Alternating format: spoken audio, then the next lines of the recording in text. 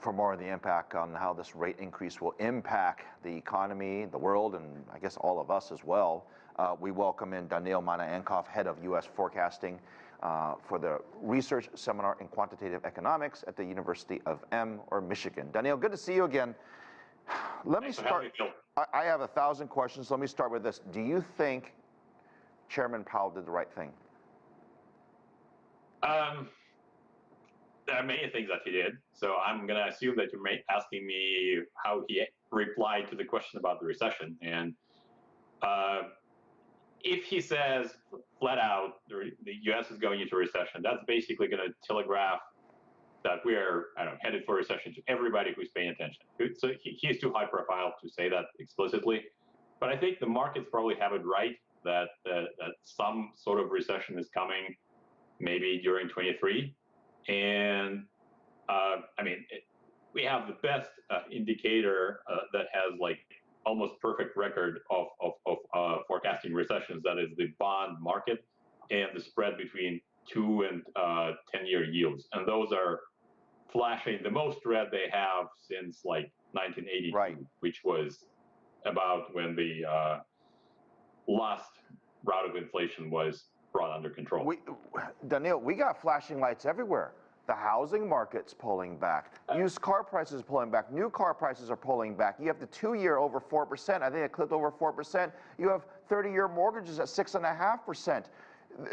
There could not be more warning signs. If we're not in recession, it feels like a recession. The only thing that says we're not in recession is the fact that the unemployment rate is still relatively low. The labor market is very strong. And in the last few weeks, we actually got to see a decline in the rate of new unemployment claims. So everything that markets are expecting is probably fairly likely, but the near-term momentum is pretty strong, and people are still buying goods and services. So that's the key driver of growth, and that still seems to be going strong. So that actually is making Chair Powell's job harder, because it means they'll have to slam on the brakes harder to make sure that inflation gets under control. Yeah, he basically has to take the plane and drive it into the ground and have a safe landing. I mean, right? I mean, that's, you want a little pain, but not too much pain. Not the analogy I would use, but the math is pretty simple. So even if the recession involves, 1 million people losing jobs, the alternative is for the rest of us, so all 300 million, suffering through much higher inflation. Right. So it's a terrible choice to make, but the Fed's own history suggests that they should try to tame inflation, and that's the priority. So this safe landing, as let's call it that for just a moment, what does it look like in your mind? The market's betting on another maybe 50, maybe another 75 max in terms of rate increase, and then they feel like the Fed's going to stay at that level and let sort of things take place. And as you already know, this is not a reactionary economy. It takes a long time for whatever you do today to impact the economy 6 months from now. So we've got to wait, basically, for 6 months, 9 months, maybe even longer, until we see the impact of today's rate hike, or even the last 3. Look, never in the history that I've been alive, anyways, in covering markets, have I seen this extreme spike in yields, especially when it comes to mortgages. There has to be a consequence to the economy, and I'm not sure that the American people, and quite frankly, the rest of the world, is ready for those consequences to occur. Right.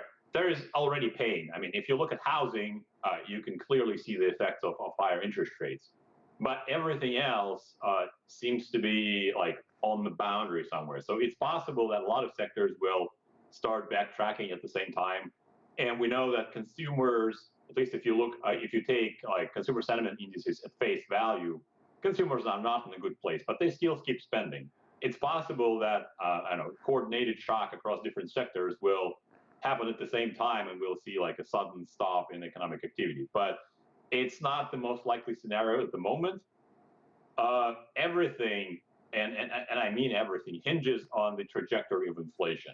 So if inflation starts showing hints of slowing, then we're probably it's possible we'll do the safe lending that the mythical safe lending that everybody's hoping for. In today's Q&A with Chairman Powell, so after he makes an announcement, there's typically a Q&A with a bunch of reporters. He gave a number of, by the way, this is when the market all went to basically hell, right? It declined during this discussion. But he said the word restrictive a number of times when it comes to monetary policy and sort of credit availability. And when I hear the word restrictive, it's basically the opposite of giving money away. It's sort of like taking money away from you. It's like taking your allowance away from you so that you will spend less money. Explain to the rest of our audience what he means when he says restrictive. Right. So the Fed talks about interest rates, what they're doing right now, what they're doing over the next couple of years, but they also have this long-run neutral rate. And the current thinking, it's somewhere around like 2.5%, maybe 2.25%. So a rate below this rate is when the Fed is still pushing on the gas pedal, just maybe gently. And until this July, rates were lower than that. So basically, up until then, the Fed was still trying to make the economy accelerate. So they just started pressing on the brakes just like several months ago. So that's what he means, that we are now into restrictive territory, but just barely. And we basically, he said it flat out that they will have to apply more restrictive policy from now on for several months. And we basically expect interest rates, at least the short end of the yield curve, to keep rising.